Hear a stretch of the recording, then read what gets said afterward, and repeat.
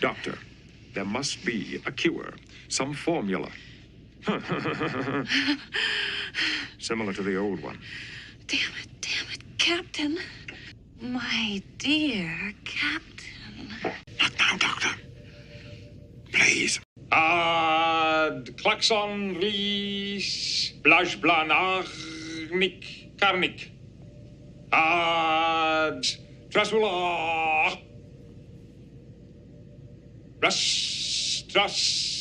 Trasula. Yipee-Ki-Yay, Mr. Falcon.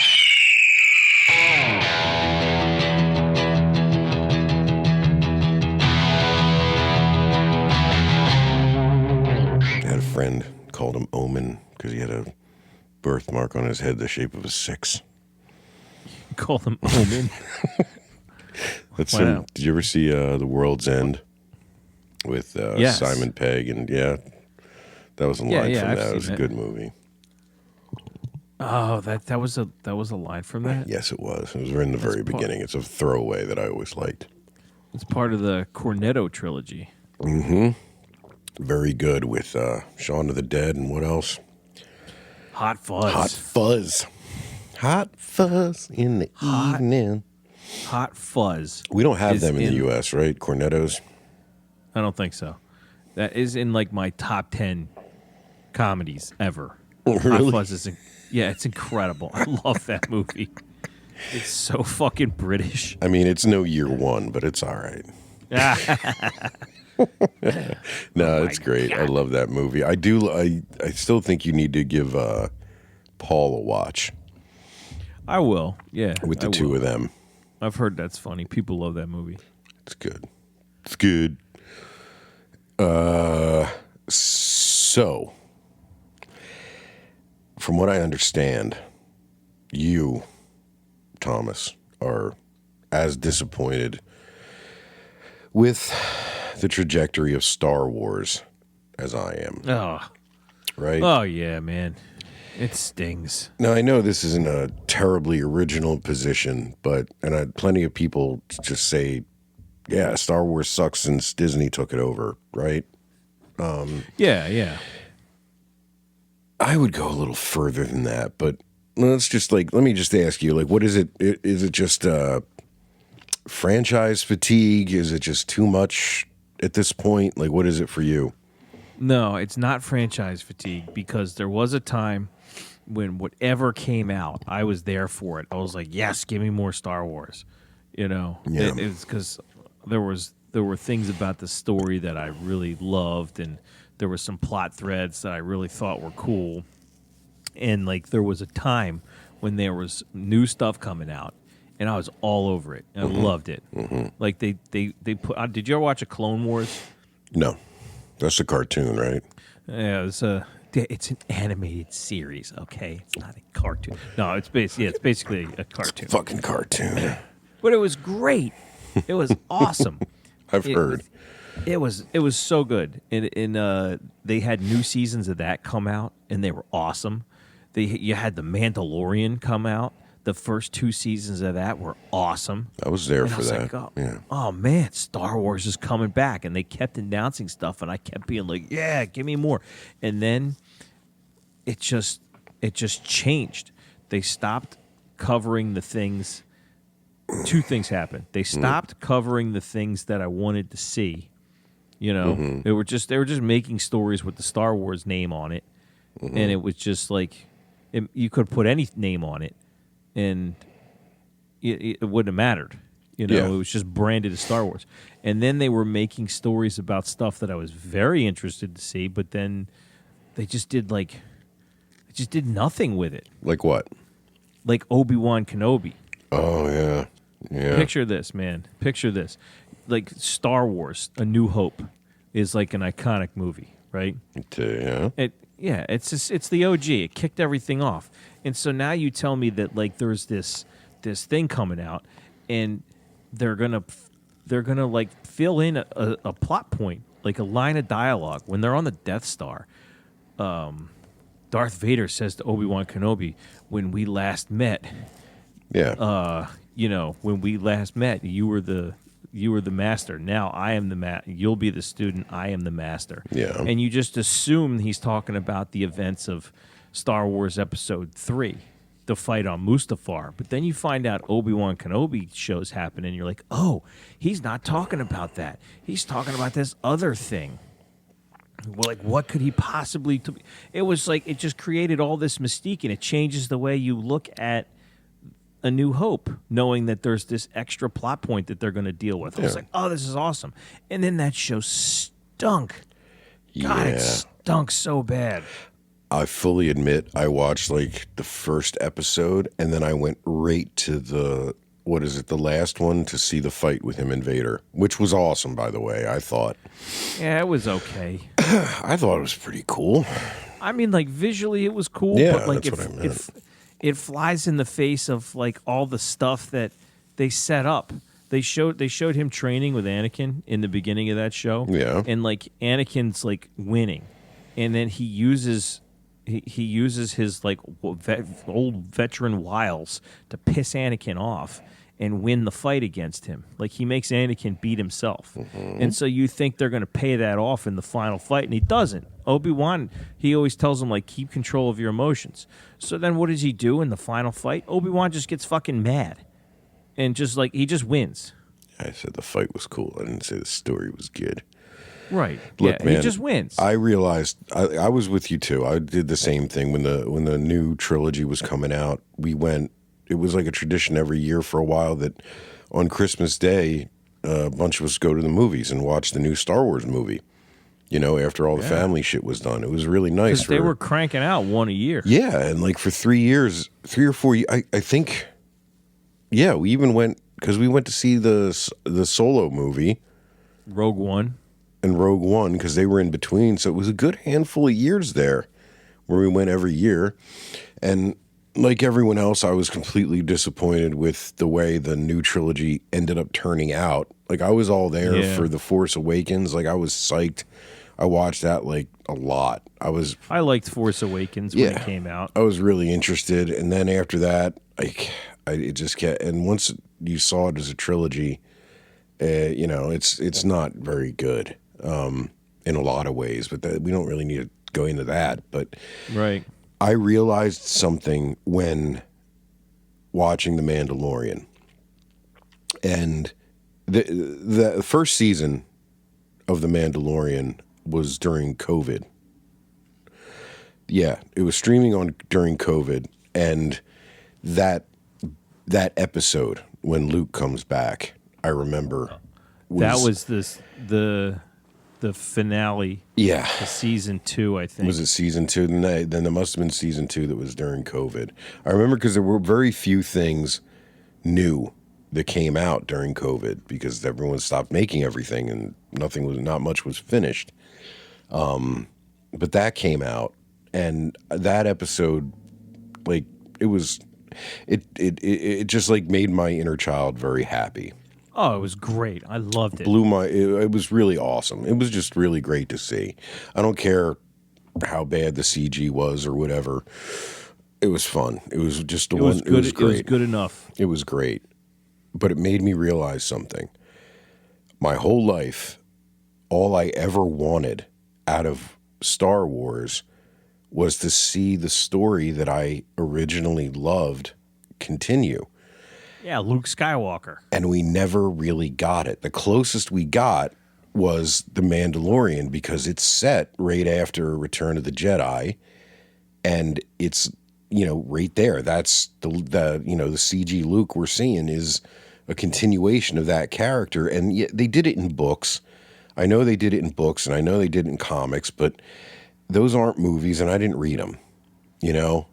And that's what the story I always wanted. I wanted that story, and we never got it. Instead, we got that new trilogy mashup dog shit thing when they were all still alive, and they couldn't even get everybody back on the Falcon for us, you know? They got pissy old man Luke.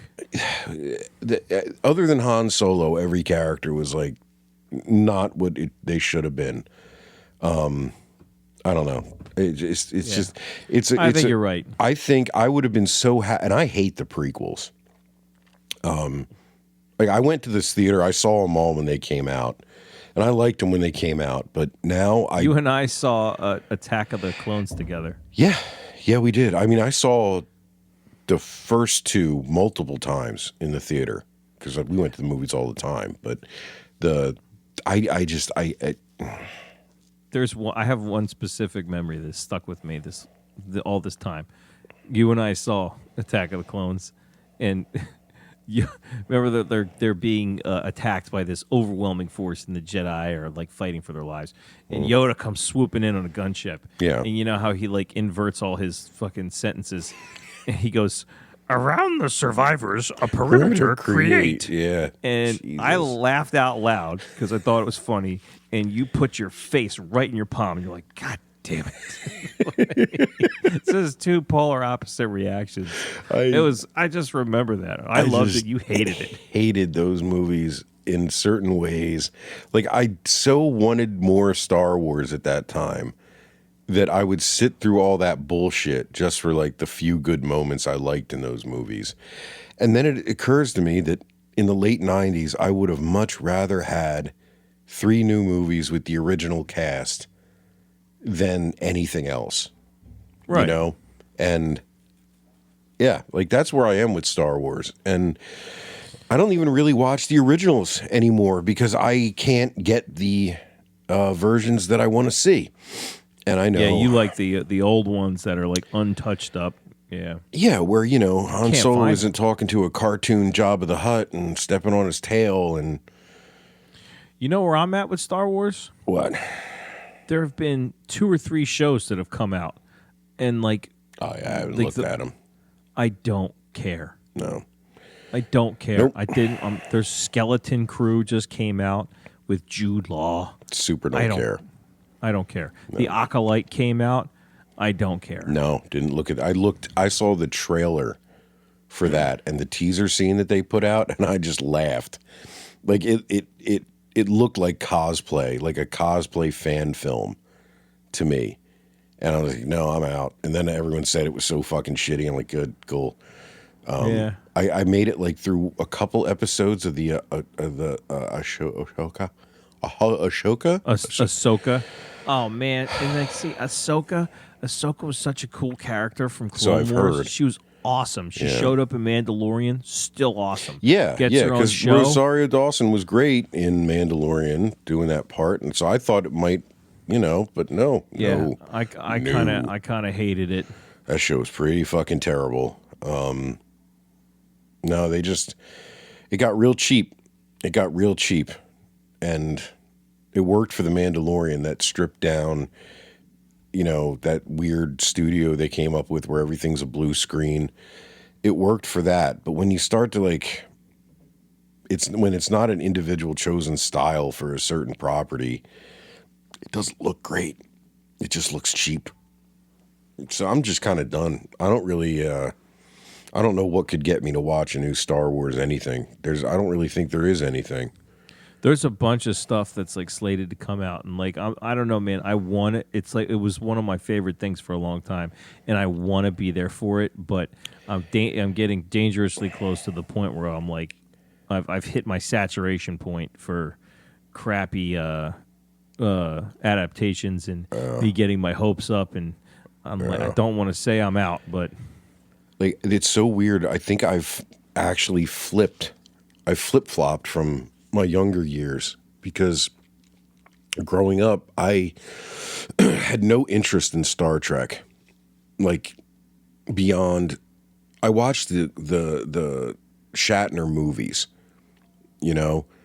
Like, I remember watching most of those as they, like the older ones, and then as they were coming out. And I mean, I sat through some episodes of Next Generation because it was always on because there were 10 million episodes of it, and then it was in syndication. So there was like always an episode of Next Gen on.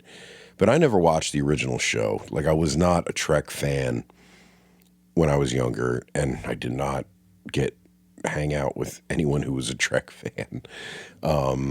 But as I've gotten older, I've really come to appreciate that what do you call it? It's not even a franchise anymore. What is it? You know, that universe. Yeah, universe. And I don't know. You don't know Trek very much, right? I mean, the sum total of my Trek knowledge is I saw First Contact. Okay. I think it was First Contact. That was one of the Patrick Stewart ones, right? Yep. I saw Nemesis. Okay, I think that's the one with Tom Hardy, isn't it? I think I saw I saw Nemesis, and I saw the J.J. Abrams remakes, which I liked. Oh, all those? Okay. Yeah, and then one day I was like deathly ill and couldn't go to work, and like I was just like flipping through. I had just gotten Paramount Plus because get this, because I needed a place for my kids to be able to watch Paw Patrol. Oh, well. And I was gotta just have seeing that paw. at the time, man, Paw Patrol was an absolute must. But I was flipping through and I found all this Star Trek stuff. And like while I was, sick with a fever and like, halfway hallucinating, I watched like the original William Shatner Star Trek run. Wow. Like the show. Yeah. Not the whole thing, but like I was just like drifting in and out of consciousness watching the show. Not the best state to make a good judgment, but there's so much, right? There's a ton. There's so, like, even if you just talk about the TV shows, there's so much.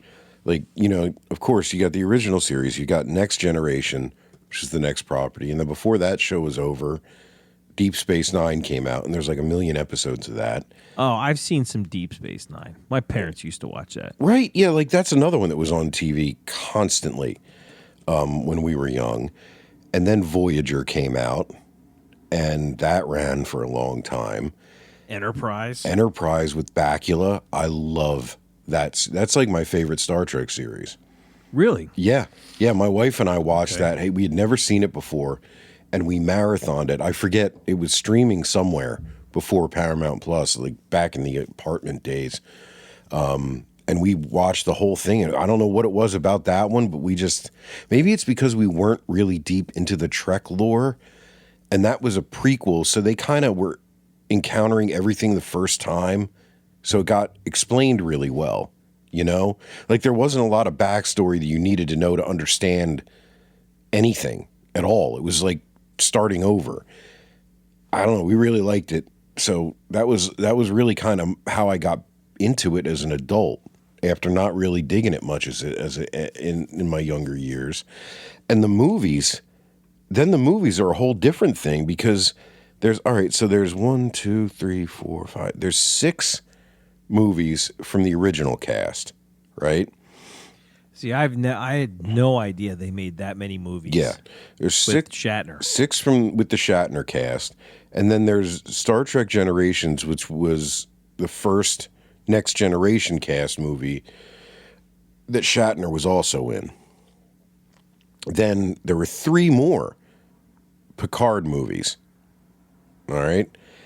And then you got the 3 more J.J. Abrams movies. That's a lot of fucking movies, man.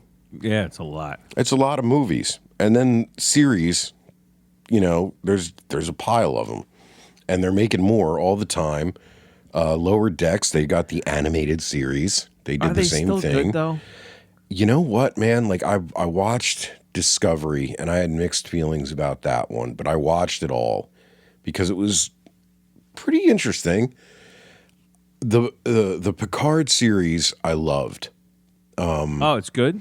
I really liked it. Like, everyone says the first 2 seasons aren't that great, and they're right. They're not that great, but they're not bad. They're not like if you dig the overarching, like the longer narrative of it, and I think I have a different opinion of it because I don't hold much about Star Trek sacred, because I didn't grow up loving it, right? So when they do weird shit and they take characters in weird directions, I don't mind it. I think it's interesting, but the first 2 seasons are a little draggy and boring.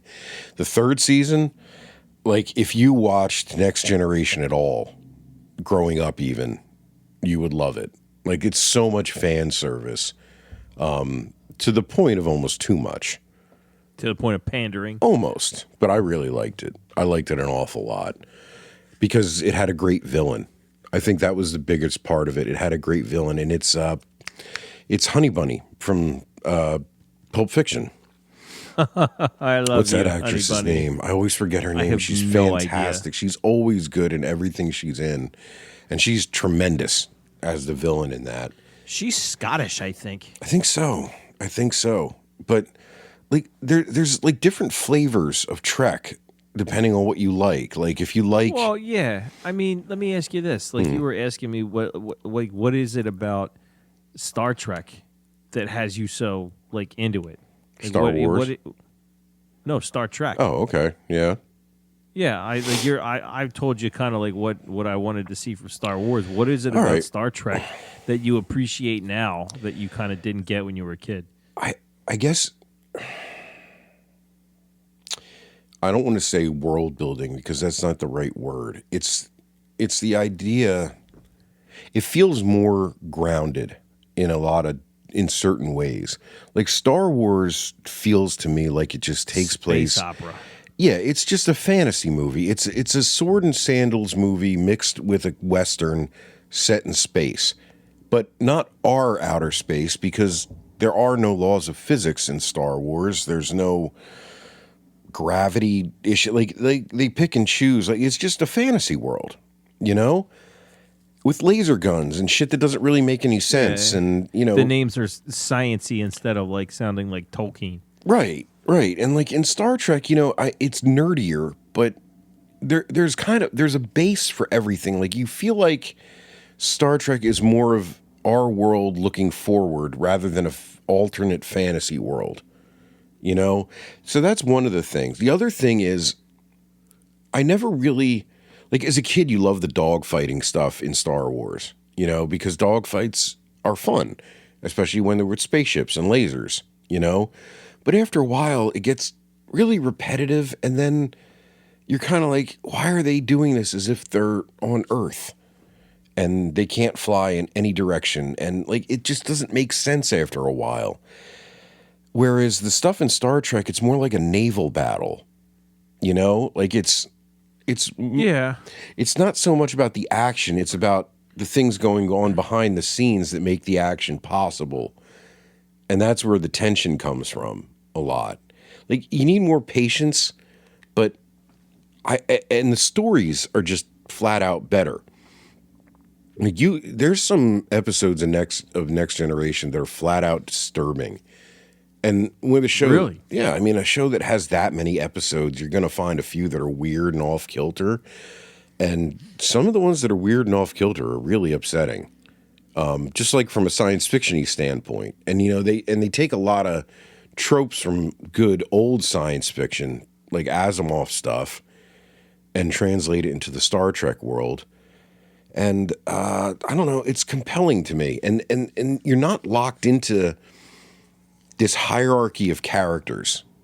You know, Star Trek jumps from they have stories that take place in different centuries, in different places with different stakes, you know, different eras of characters, entire, you know, generations of characters are, you know, completely dead for centuries in some of these stories. But there's always these little touch points that are the same that give you a grounding, Like you the know? USS Enterprise. Kind of, but there's, you know, there's been like 8 Enterprises, dude, you know, and they're all very, very different. Oh, what, do they just keep like rebuilding it? They keep renaming them. Like the Enterprise that Picard commanded in the Next Generation show was the Enterprise D. Oh.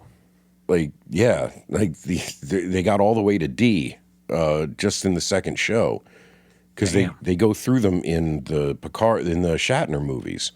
Or they just keep blowing them up. Yeah, like one of them, the original Enterprise gets refit for the film, and I think they dub it the A, and then the Enterprise B gets shown off at some point because it's supposed to be the new one, and then the C, they never show it, but they talk about it, and it's destroyed off camera, and I think you see it in a weird time warp episode of Next Generation, which is really cool. And then you get to the D, which was the Galaxy class The ship. big D. It's the biggest one.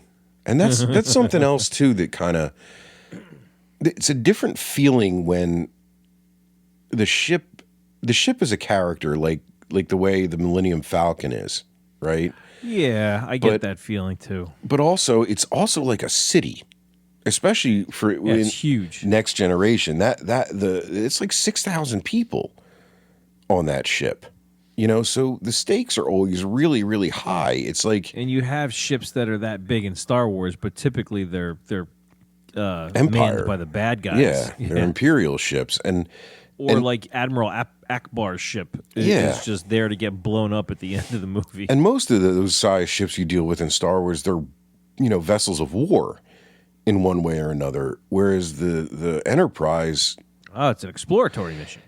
it's like the stakes are what they are because if they fuck up, and basically an entire city worth of people dies, screaming in space. It's a problem. It's different. It feels more adult. All the problems feel, they're all based on emotion, and some of it gets so corny. Like, I'm not going to pretend it doesn't. Like, there's some parts in Next Generation you're just like, what the fuck are you guys doing us? Like, you're making it real hard, Star Trek. Especially when they would do the holodeck episodes and they're all in costumes and shit and. Oh, I've seen some of those. Yeah, they're like wearing ball gowns. Yeah, and and Data's like playing a fucking violin, and Picard's fluting around, and they make it tough sometimes. But again, they had so many fucking episodes. Yeah, you had to fill a 24 episode season. Yeah, and Enterprise was a much tighter show with shorter seasons, so you didn't get that. That show felt more grown up. That felt more modern. And then the newer ones are really slick, a little too slick for their own good. But I think that's just because of the way the J.J. Abrams movies looked, which I also liked. Those movies look great. I also like those movies, again, because I don't hold the Kirk cast that sacred. It was neat to see what they did with it that was different. And having Leonard Nimoy in the first two. That first movie is great. I loved it. I've seen it so many times, dude. When that came out, that was like, I think, one of the first Blu-rays I ever got. Oh, really? That movie just looked so good in the theater. It really did. And I never saw Chris Pine in anything before that. Hell, I never saw Chris Hemsworth in anything before that. Oh yeah, Chris. That was like his first.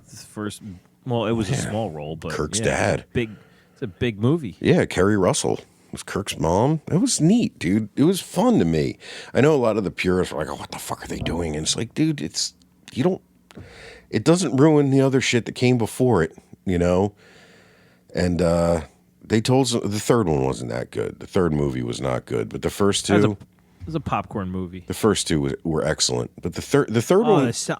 The second one, I loved it. With Benedict Cumberbatch as Khan. Oh, Smaug.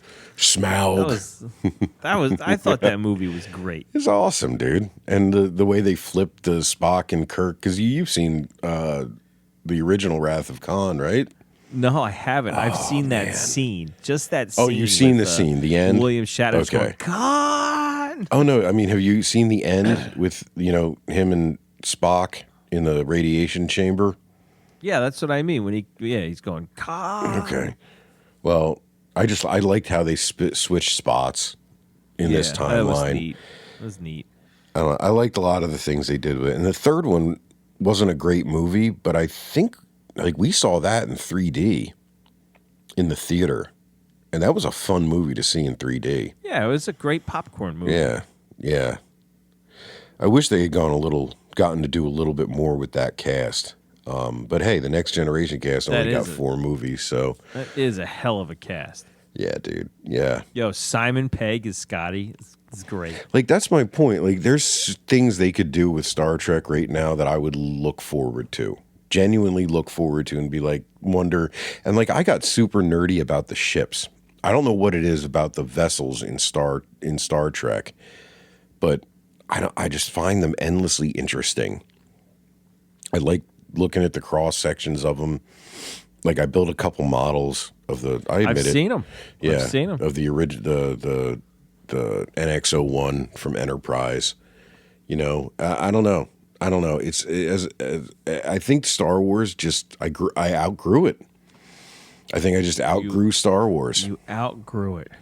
Although I have a lightsaber, and I will. Yes, you do. I will play around with my lightsaber every once in a while. You're very proud of it too. Do you know what my favorite? Honest to God, after the original films, the original trilogy, the most fun I had with the Star Wars property was the video games that came out before the prequels did it. Oh, yes. Like there was this dearth. I mean, not a dearth. There was a Jedi Outcast. Yes. Yes. And then Jedi Knight and Jedi Knight 2. Jedi Knight 2 is where I came in. And Dark Forces. Dark Forces. Yeah. They were so primitive. They're basically Jedi just Outcast pixels. Was dope. Jedi Knight 2 was the one where you got the lightsaber for the first time. And then you had to fight like 6 dark Jedi were the bosses through the whole game. Kyle Katarn. Kyle Katarn, yeah. That was because when we were growing up, there was no new Star Wars anything except books. Nothing. After the original movies, nothing. And then you got these games where all of a sudden, and the cutscenes in Jedi Knight 2 were filmed. They weren't, made in the game engine. They filmed them and then digitized them. So there were actual actors acting out the cutscenes in costume with lightsabers, and you hadn't seen a new person holding a lightsaber in anything since Return of the Jedi. That's a good point. And at that time, I was the perfect age for it. We were like, what, 10, 11?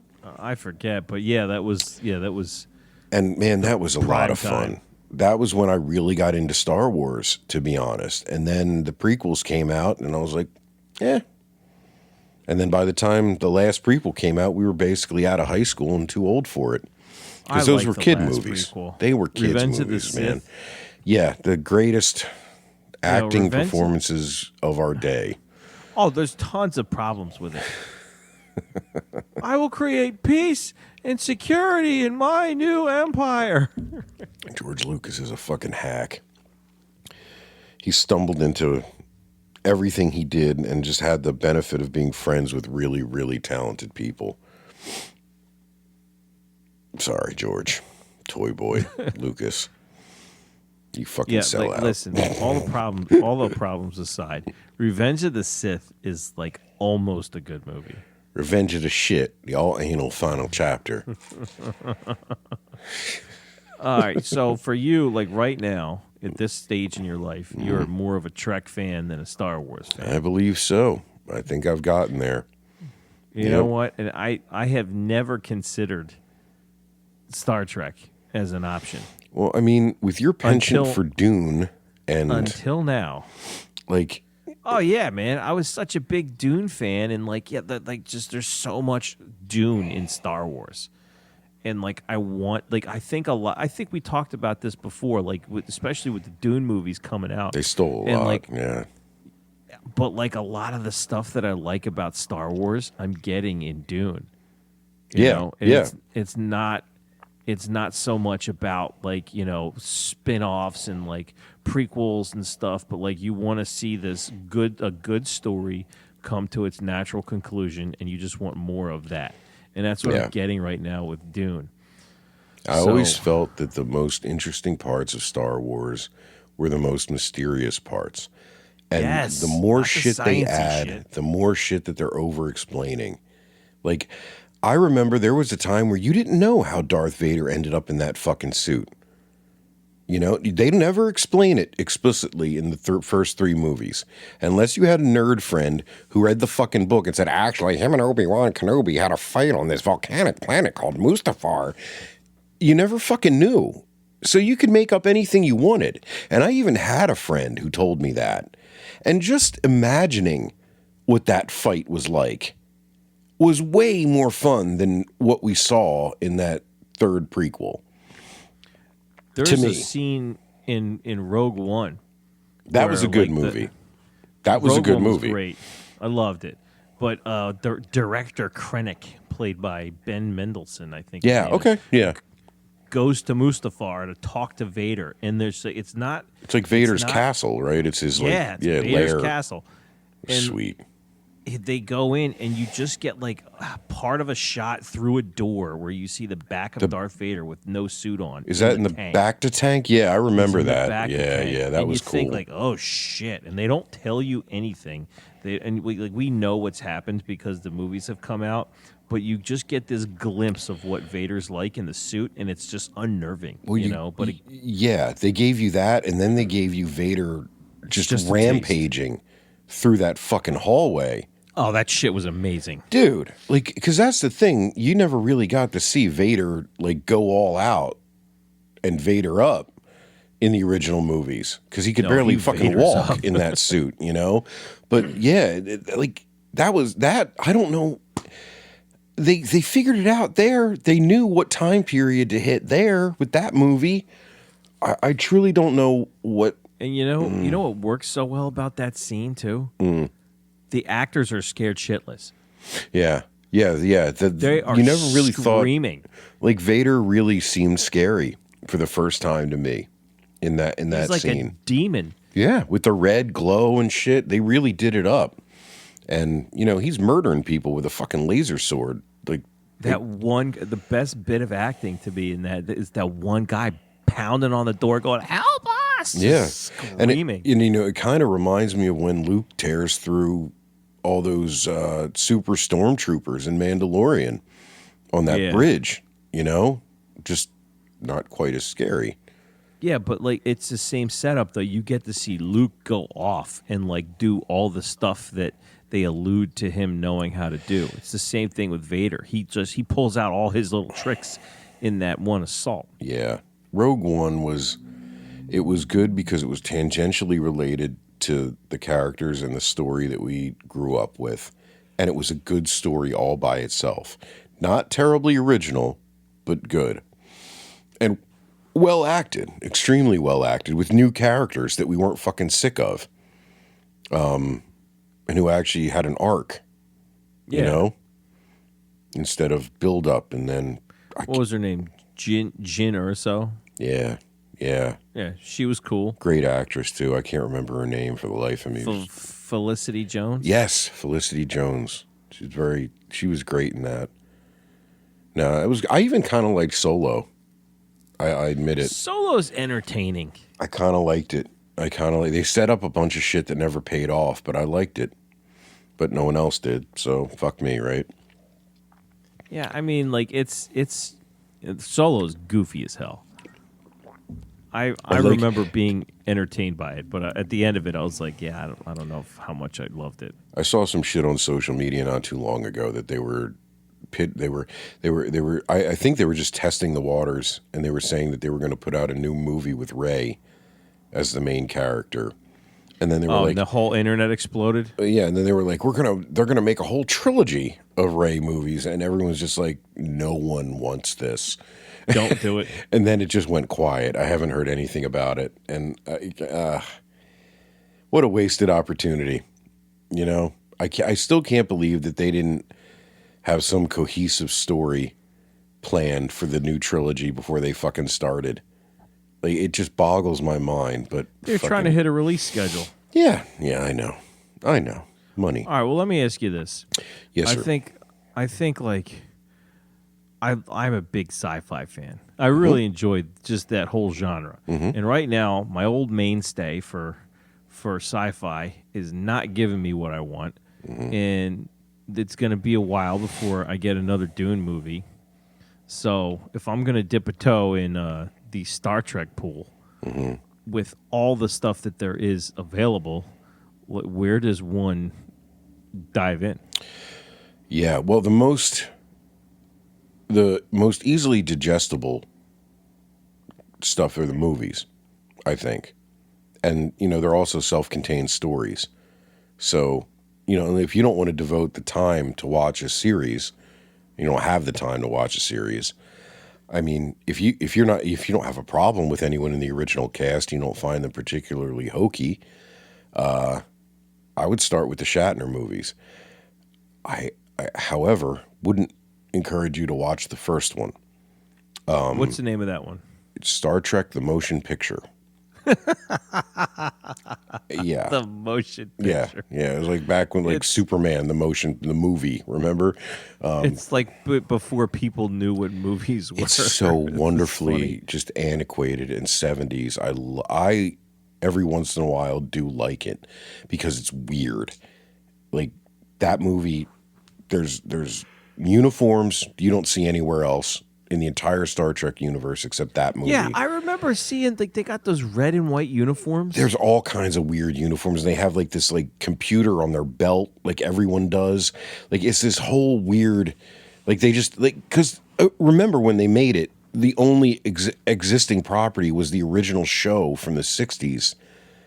That was already like 15 years old, and people were just kind of watching it in reruns, and they were wearing, colored long sleeve T-shirts as costumes. Sweaters. Yeah. So, I mean, they didn't really feel like they had to. They just came up with new shit for the movie. They went for it. Yeah, and they decided they were going to do a lot of onesies and, weird looking white, like, yeah, and like, to their credit, everyone from that original cast, they came to film that movie in shape because everyone had to wear like a leotard. And everyone is thin as shit. So give them credit for that. But the movie is so long and so fucking boring that unless you're in the mood for something like that, whereas long and boring. The story is actually pretty compelling. And it has a real cool science fiction angle with a twist at the end that is kind of neat, but the payoff isn't really worth the length of the movie. You start with the second movie, Wrath of Khan. You don't need to see the first movie. You just need to know the basic setup of the cast, and what the original series was about, and you'll be fine. And if you like that and the world it gives you, I think you'll like all the original movies because they have this wonderful level of hokiness from our youth that it's just charming. It's really charming, and they're light and they're funny. They at times they don't get too heavy. The cast, like Christopher Lloyd is a Klingon in one of them. The main bad guy. Lloyd is a Klingon? Dude. What's her name from Cheers is a Vulcan. Kirstie Alley. When she's super super young, she's a Vulcan. The supporting casts are incredible through most of it, and it's like a time capsule. And then there's the goofy one with the whales. They time travel back to 1980s San Francisco, and it's just wonderful. It's so goofy. It's just and then if you get through them and you liked it, you'll get to the Picard movies, and they're super serious.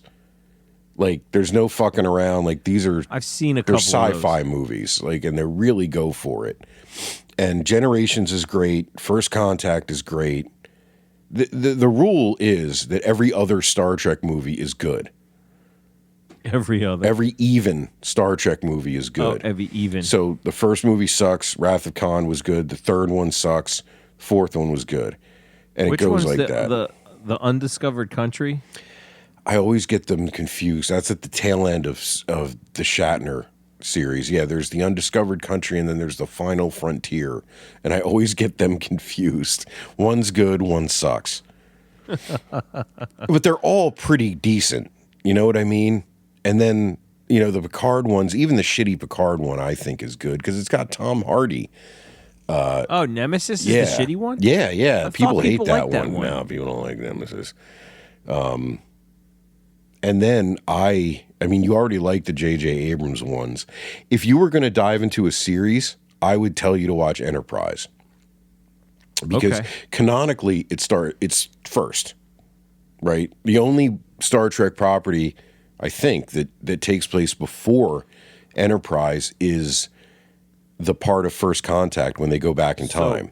Have you ever watched the original pilot for Star Trek, the original show? Yeah, with the one without Shatner. Yeah, it's Pike. It's Pike.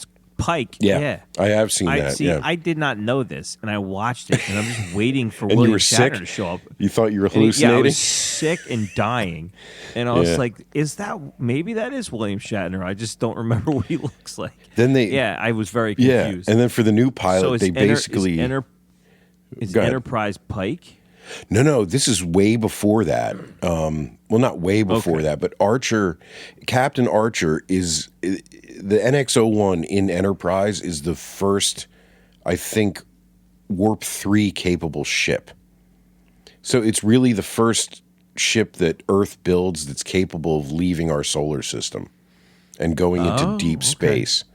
So they're the ship that makes first contact with almost all the species that you know later in Star Trek. Like Like the Romulans. yeah, they meet the Klingons for the first time. They meet like everyone for the first time. And then one season of it is a war. It's a straight up war with the Cardassians, which I can't separate from the Kardashians? Kandar. Yeah, I know, dude. It's a problem. You'll never get past it. It's a planet full of rich people staring With into huge their cell fake phones. asses. Their asses are bulletproof. I can only see them in night vision. What the fuck? Yeah, so there it is, man. Like if you have the time and you feel like watching a show, I'd say watch Enterprise. Enterprise. And if not, if you want to go with movies, go with start at the top and go with Wrath of Khan. And if you want to borrow them, I got them all. All right, I'll let you know. But if you I have can't Paramount find Plus, anything. if you still have Paramount Plus, I think that everything Star Trek is on there. Well, I do still have Paramount Plus, and I'm not gonna. I'm shackled to it. I'm not gonna be able to cancel that subscription anytime soon. You might as well get some sweet Trek out of it. My son has outgrown Paw Patrol, but now is firmly in the Ninja Turtles camp, and that's where a lot of the Ninja Turtle stuff lives. Good. And I'm okay with that. And I hate to say this because my younger self would really cringe, but I think if kids get into Star Trek when they're young, it opens up a lot of avenues to learn about a lot of shit. Like if they like Star Trek, the things they'll be curious about are good things to be curious about. A lot of science, a lot of philosophy, a lot of really cool base knowledge to have before they actually start, having to learn shit from books, if that still happens. Well, that sounds like a pretty good outcome because right now my kids have seen Star Wars, and really what that's resulted in is like anything resembling a lightsaber just becomes Yeah. something they want to hit me. They want to hit me with. Yeah. That's That's the influence. There's an age that's too young for Star Trek where it's just there's no way to make it not boring. But they'll get to a point, and who knows, maybe they'll like it. In the meantime, there's an important addendum to all this that I think we need to bring up. Have you ever seen a film called Fanboys? Fanboys. No. No? Oh, man. All right. I mean, this isn't going to be laundry list, but you should go see, you should watch Fanboys. Fanboys is a movie from 2009, okay? But it's set in 98 or early 99. It's set before The Phantom Menace came out, okay? And it's about a group of friends who were buddies in high are school. these the guys that like kidnapped George Lucas? No, they don't kidnap George Lucas. Oh, what am I thinking of? Never mind. Sorry, continue. It's four friends who were huge Star Wars nerds in high school, and they've been awaiting the release of The Phantom Menace ever since it was announced that it was happening. And it's that weird phase where everyone's like just over a year out of high school, and two of the guys are like kind of nerd losers. One of the guys is working at his dad's car dealership and hates his life and has kind of transitioned into being an adult a little bit. And the fourth one has cancer. And they find out he has cancer. And so they embark on a road trip to break into Skywalker Ranch so that their dying friend can see the Phantom Menace before he dies. And the cast is Dan Fogler, Jay Baruchel, Christopher Rodriguez Marquette, which I know you don't know that name, but you know his face. Did you ever see The Girl Next Door? With the chick, Yes, from the girl from 24. Yeah, he's the kid who thought he was a director. He's the guy who directed everything in that. Okay. And then I don't know, dude. You got to see it. It's one of the funniest fucking movies I've ever seen. Kristen Bell's in it. Okay. A very young Kristen Bell is in it. And the van that they drive cross country with has a airbrush Star Wars thing on the side of it and a little R2-D2 head, and like they got all the sound effects, and Danny Trejo's in it. And Danny Trejo. Yeah, dude, it's a road trip movie. It's a road trip movie for Star Wars nerds, is what it is. And they actually go to the town where Kirk was supposedly born in Iowa, and they harass some Trek fans. There's a lot of Trek bashing throughout the movie. Oh God! But there's also a cameo from William Shatner. So I'm just saying. All right, yeah, this sounds pretty funny. It's unknown, but this isn't like unknown because it's not funny. It's just unknown because it never went into theaters. Like, it was a straight to video movie for whatever reason. I think what I read is that it tested badly because it doesn't have a happy ending. And I don't think audiences, people don't like that. Yeah, audiences didn't quite get it the way I did. But man, it is funny, and you will like it. There's no way you can't like this one. No way. I would like to watch it with you if I could. Let's do it. Let's do it. Let's make a date out of it. Ooh. I'll make We you watch still need Fanboys, and then I'll make you watch the Star Trek whale movie. I still need to get you drunk so you can hate watch The Predator. Oh my God. The anger. Let the anger flow through you, David. Feel your anger. Your anger. Something dark side, something complete. Cut off your hands. Take your lightsaber, strike me down. That Family Guy episode. Yeah, that was another thing too. Like Star Wars was one of those ones that turned into this giant franchise, but should have ended at the third movie. Do you know how Return of the Jedi was supposed to end? I don't remember. Like Luke was supposed to kill the Emperor. Oh, okay. But that was the thing that ultimately made him turn to the dark side. So technically, like, he beats the Emperor, but loses, and they win the war or whatever. But he loses his soul, and like the final frame of the movie was him and Darth Vader like walking like down the hall, presumably to go, like, we can rule the universe as father and son. So Vader lived, huh? Yeah, I think Vader lived, and like Luke killed the Emperor. And but it ends with him turning to the dark side, and then it was supposed to stop, and then the producers got involved and was like, no, we need a happy ending. We got to sell some fucking toys. Is that not a more compelling ending though? Like, that's a better ending from a storytelling perspective. That's what I'm saying. That's a better ending. And then you're telling me sequels though. You're telling me they goofed up the ending once and then goofed it up even harder again? With of course, two different little space bear dances. Fuck you, fucking yeah. Fuck. I missed the Yub Yub song. The Yub Yub song was great. That's why I can't watch and if kids don't remember, we lost the original version of Star Wars before DVDs. Like, the special editions of those movies came out on VHS with all this shit added to them. Yeah, you had to have it on like fucking 35 millimeter to get the original copy of the movie. Yep, or you had to have the old tapes. I know there's some before they changed them. There are some fan-made cuts floating around out there that apparently are in like almost 4K resolution that are as close to the original theatrical cuts as you can get. I just haven't had the good fortune to come across them anywhere. But I'm sure many of you have. I don't do illegal things on the internet like you people. Of course not. But there it is. I think Star Wars is played and kind of corrupted and just fucking beat.